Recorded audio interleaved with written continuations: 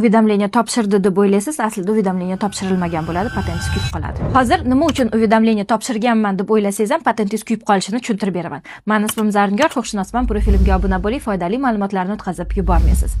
Aslida уведомлениялар ikki xil bo'ladi. Biri mana bu ko'rinishda, ikkinchisi esa mana bu ko'rinishda. Bu ikkala уведомленияni bir-biridan farqi shundaki, bittasini ish beruvchi topshiradi, ikkinchisini esa siz topshirasiz. Ish beruvchi siz ishga olgandan keyin MVDga "Men falonchini ishga oldim" deb 3 kunning ichida уведомление topshirish kerak. Va ish beruvchi topshiradigan уведомление о заключении трудового договора с иностранным гражданином deb nomlanadi. Tarjima qiladigan bo'lsak, xorij fuqarosi bilan dogovor tuzilgani haqida bildirishnoma.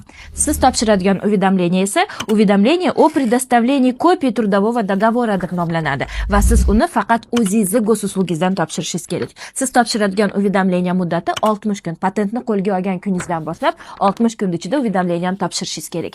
Ikkala уведомление ham go'suslugidan topshiriladi va ko'pchilik shuni adashtirib qo'yadi. Ish beruvchi men uchun уведомление topshirdi deb o'ylaydi. Lekin ish beruvchi topshiradigan уведомление ish beruvchini o'zi javobgarlikka tortilmasligi uchun qilinadigan ish. Siz topshiradigan уведомление esa patentingiz kuymasligi uchun, ya'ni ish joiz borligi haqidagi bildirishnoma hisoblanadi va siz uni faqat o'zingizni go'suslugingizdan topshirasiz. Ikkalasi o'xshash ikkala уведомление ham, lekin baribir ichida farqi bor.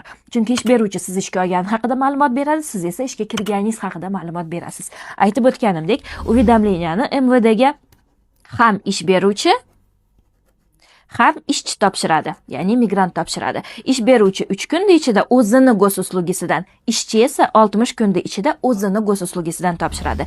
Birini topshirgan уведомленияsi ikkinchisiga o'tmaydi. Ya'ni ish beruvchi уведомление topshirgan bo'lsa, siz ishga oldim deb, ushbu уведомление sizni patentingiz kuymasligi uchun o'tmaydi. Siz o'zingizni patentingizni kuymasligi uchun o'zingiz уведомление topshirishingiz kerak. Ma'lumot foydali bo'ldi degan umiddaman. Profilimga obuna bo'ling. Bu mavzu haqida yana ko'plab videolar tayyorlamoqchiman.